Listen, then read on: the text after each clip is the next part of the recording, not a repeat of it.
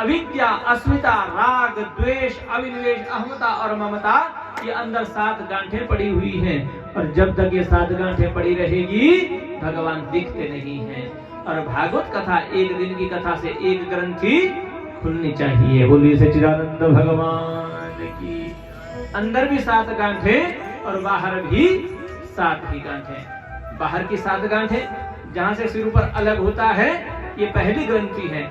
दूसरी ग्रंथि जहां से बाजू आरंभ होते हैं, तीसरी ग्रंथि जहां बाजू आधी हो जाती है, चौथी ग्रंथि हमारा जो है हाथ का जो पंजा है ना, यहाँ चौथी ग्रंथि है। 5वीं ग्रंथि कमर है, ऊपर का भाग अलग और नीचे का भाग अलग हो जाता है। 6ठी ग्रंथि हमारे घुटने हैं और 7वीं ग्रंथि हमारे पैर का पंजा है। बोलिए सच्चिदानंद भगवान की। अंदर भी 7 और बाहर भी 7 ही गांठें। भगवान कहते हैं जितना प्रेम, जितनी ममता हम शरीर से करते हैं, इतना प्रेम यदि भगवान से हो जाए तो मुक्ति होते हुए भी देरी नहीं है। कृष्ण कन्हैयालाल की। आत्मदेव पंडित जी जो धुंधुकारी था उसको मुक्ति प्रदान हुई और नारद जी ने जो यहाँ पर सत्संग करवाया, गोकर्ण जी ने जो सत्संग करवाया, धुंधुकारी को मुक्ति प्राप्त हुई। और सनकादि ऋषियों ने जो यहाँ पर नारद जी को कथा बताई, भक्ति के दोनों बेटा ज्ञान और वैराग्य भी मुक्ति को प्राप्त हो गए। ऐसी ही श्रीमद् भागवत की कथा, बड़े से बड़ा दुराचारी, बड़े से बड़ा पापात्मा भी मुक्ति को प्राप्त हो जाता है। और श्रीमद् भागवत का जो महत्व है, अंतिम अध्याय में कथा श्रवण करने के कुछ नियम बताए हैं। बोले जब कथा आरंभ करें तो किसी शुभ मुहूर्त में कथा आरंभ करनी चाहिए। बिना मुहूर्त के भी कथा श्रवण करोगे कोई दोष नहीं लगेगा।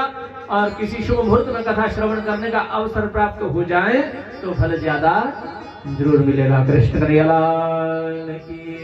बोले भागवत जी को बड़े सम्मान के साथ लाए और ऐसी जगह पर स्थापित करें जहां से सबको दर्शन हो सके, क्योंकि भागवत जी का दर्शन करने का भी उतना ही फल है जितना कथा श्रवण करने का फल मिलता है। और क्या नियम है कथा श्रवण करने का? बोले भागवत कथा में जितने भी उत्सव आए बड़े भाव से, बड़े प्रेम से मनाने चाहिए। चाहे वो राम जी का जन्मोत्सव हो, चाहे भगवान कृष्ण का जन्मोत्सव हो, चाहे भगवान राम का विवाह हो, चाहे भगवान कृष्ण का विवाहोत्सव हो, जो भी उत्सव आए भागवत जी में बड़े भाव से, बड़ी श्रद्धा से, बड़े प्रेम से जो है मनाने चाहिए।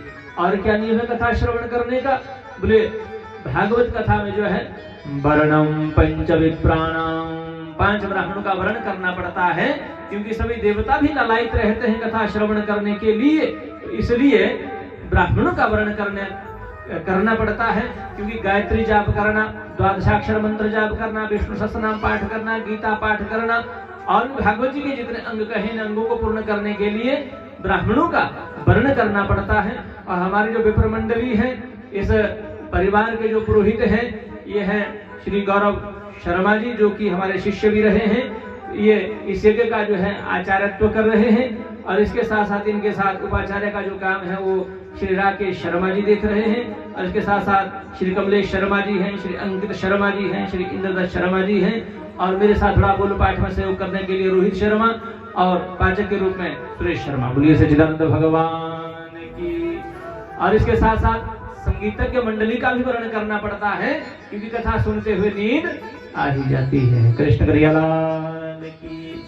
ध्यान देना, घर में बढ़िया गद्दे बिछे हो, ठंडी के समय में ऊपर से रजाई पड़ी हुई हो, इतनी मीठी नींद घर में भी नहीं आ सकती है जितनी मीठी नींद यहाँ पर खाली फर्श पर बैठे बैठे आ जाती है।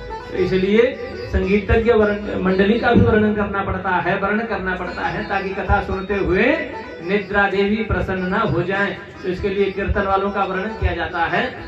तो हमारे पास कीर्तन के लिए जो है देवदत्त शर्मा जी आपके अच्छे पर देख रहे हैं, ये परमाणु के साथ के रहने वाले हैं, कई बार इधर कीर्तन कर चुके हैं। और इसके साथ साथ आप लोग तबले पर देख रहे हैं श्री पंकज शर्मा जी हैं। और इसके साथ साथ आप लोग की पेड़ पर जो देख रहे हैं ये श्री अंकित शर्मा, ये हमारी संगीतज्ञ मंडली। और क्या नियम है कथा श्रवण करने का? बोले खाने पीने की क्या व्यवस्था है? बोले हो सके तो 7 दिन कुछ भी ना खाएं। बोलिए सच्चिदानंद भगवान की। तो बोले हो गई कथा और सुन ली कथा, तीसरे दिन ही राम नाम सत्य होते देरी नहीं है। इसलिए अगर बिना खाए पिए नहीं रह सकते हैं तो एक समय भोजन करें और एक समय फलाहार करें। अगर फलाहार ठीक ना बैठता हो, कोई भैया ज्यादा ही पेशेंट हो, कोई ज्यादा रोगी हो, कोई दवाई लेता हो, तो कोई बात नहीं, दोनों समय भोजन भी कर सकते हैं, पर इतना करें जो कथा में व्यवधान पैदा ना करें। बोलिए सच्चिदानंद भगवान की। और क्या